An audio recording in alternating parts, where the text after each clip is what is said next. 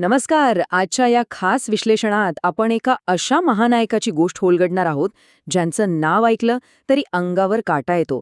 ते म्हणजे छत्रपती शिवाजी महाराज. आज आपण त्यांचं बालपण, त्यांच्या अंगावर शहारे आणणाऱ्या लढाया, धोरणात्मक विचार आणि अफाट शौर्य या सगळ्याचा अतिशय रंजक पद्धतीने वेध घेणार आहोत. चला तर मग थेट सुरुवात करूया.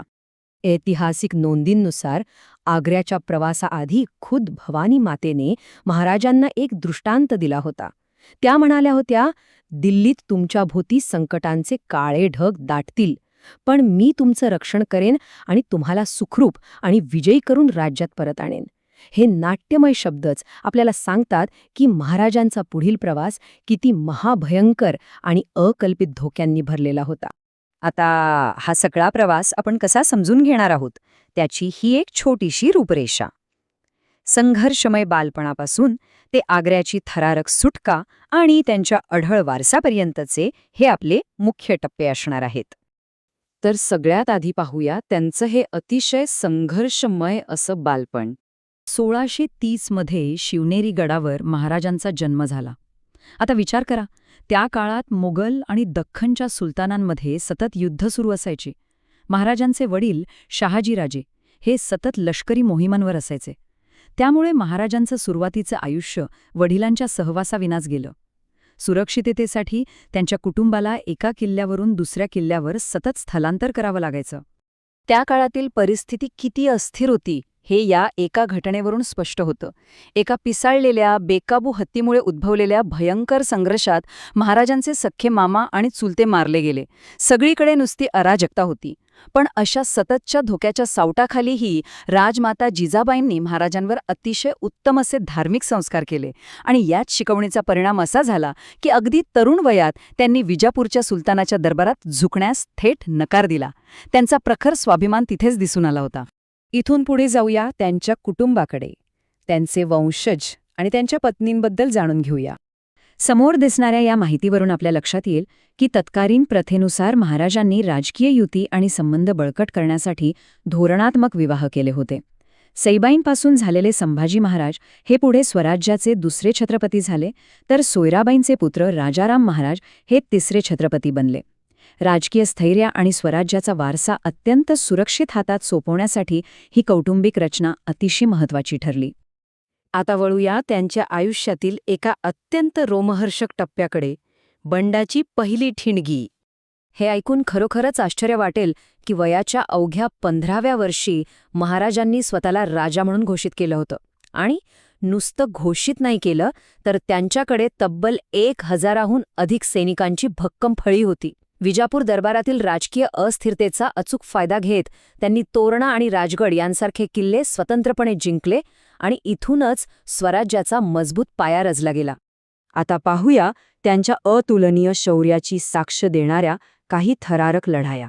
1659ची प्रतापगडची लढाई. परिस्थिती पाहिली तर ती पूर्णपणे विषम होती. एका बाजूला अफजल खान होता, ज्याच्याकडे मैदानी युद्धासाठी सज्ज असलेले 10,000 बलाढ्य घोडेस्वार होते, आणि दुसऱ्या बाजूला शिवाजी महाराज, ज्यांच्याकडे चपळ पण संख्येने कमी असं पायदळ होतं. पण महाराजांची युद्धनीती पहा. त्यांनी आपल्या या छोट्या सैन्याच्या मदतीने सह्याद्रीच्या दुर्गम डोंगरांचा असा काही अचूक फायदा घेतला की खानाला त्यांच्याच जाळ्यात ओढलं. आणि प्रत्यक्ष भेटीच्या वेळचा तो प्रसंग एखाद्या थरारक चित्रपटापेक्षा खचितच कमी नाही. तहाच्या वाटाघाटीसाठी भेटताना गळाभेटीचा बहाणा करून खानाने अचानक महाराजांवर कट्यारीने प्राणघातक हल्ला केला. पण महाराज आधीच सावध होते. त्यांनी कपड्यांखाली चिलखत घातलं होतं आणि क्षणाचाही विलंब न लावता त्यांनी हातात लपवून आणलेली वाघनखं खानाच्या पोटात खुपसली आणि त्याला तिथेच संपवलं. आता हा आकडा पहा, 65. प्रतापगडच्या या महाविजयानंतर मराठ्यांनी अफजलखानाचे तब्बल 65 हत्ती, 4000 घोडे आणि अमाप संपत्ती मिळवली. हा फक्त विजय नव्हता, तर हा असा एक वळणबिंदू होता ज्याने आजूबाजूच्या सगळ्या प्रबळ सत्तांना मुळापासून हदरवून सोडलं होतं. यानंतर आपण माहिती घेणार आहोत ती त्यांच्या आयुष्यातील सर्वात मोठ्या आणि धाडसी मोहिमेची, आग्र्याची महान सुटका. हा घटनाक्रम अतिशय रंजक आहे.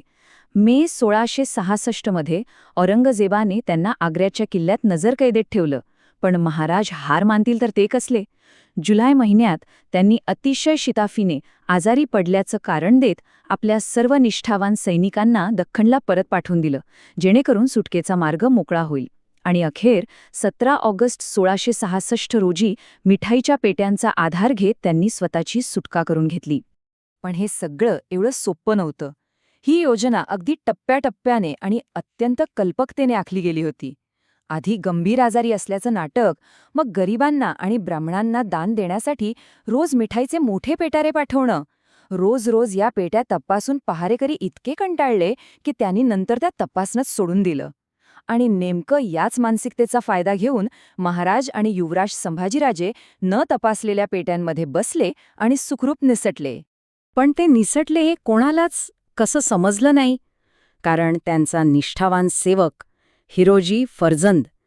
हिरोजींनी महाराजांचे कपडे आणि हातातील सोन्याचं कडं घालून त्यांच्या पलंगावर झोपून राहण्याचं धाडस दाखवलं. त्यांनी पहारेकऱ्यांना चक्क दुसऱ्या दिवशी दुपारपर्यंत गुंगारा दिला. तोपर्यंत महाराज भस्माच्छादित संन्याशाचा वेश घेऊन खूप लांब पोचले होते. सहकाऱ्यांची अशी अढळ निष्ठा आणि महाराजांचा अचूक नियोजन यातून स्पष्ट होतं. आणि आता आपण या विश्लेषणाच्या अंतिम टप्प्यावर आलो आहोत, त्यांचा वारसा आणि त्यांचा रहस्यमय अंत. 3 एप्रिल 1680 रोजी वयाच्या अवघ्या 52व्या वर्षी महाराजांचं निधन झालं. ऐतिहासिक नोंदी पाहिल्या तर त्यांच्या मृत्यूबाबत 2 वेगळे प्रवाह दिसतात. काही नोंदींनुसार पेचिश किंवा तत्सम गंभीर आजारामुळे त्यांचं निधन झालं, तर दुसऱ्या बाजूला त्यांच्यावर विषप्रयोग झाल्याचाही संशय व्यक्त केला जातो. मृत्यूचं नेमकं कारण काय हे आजही इतिहासाच्या पानामध्ये एक गूढच आहे. पण यात अजिबात शंका नाही की त्यांनी आपल्या मागे एक अखंड मराठा साम्राज्य आणि स्वराज्याचा कधीही न संपणारा वारसा सोडला.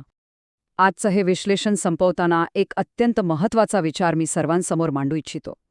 शिवाजी महाराजांसारख्या एका महानायकाच्या अशा अचानक आणि रहस्यमय मृत्यूमुळे मराठा साम्राज्याच्या आणि त्यांच्या स्वातंत्र्य लढ्याच्या पुढील प्रवासाला नक्की कोणती नवी दिशा मिळाली असेल? एका महान नेत्याच्या जाण्याने संपूर्ण साम्राज्याचं भविष्य कसं बदलतं, हा खरोखरच विचार करायला लावणारा प्रश्न आहे. यावर नक्की विचार करा. आजच्या या विश्लेषणात सामील झाल्याबद्दल खूप खूप धन्यवाद.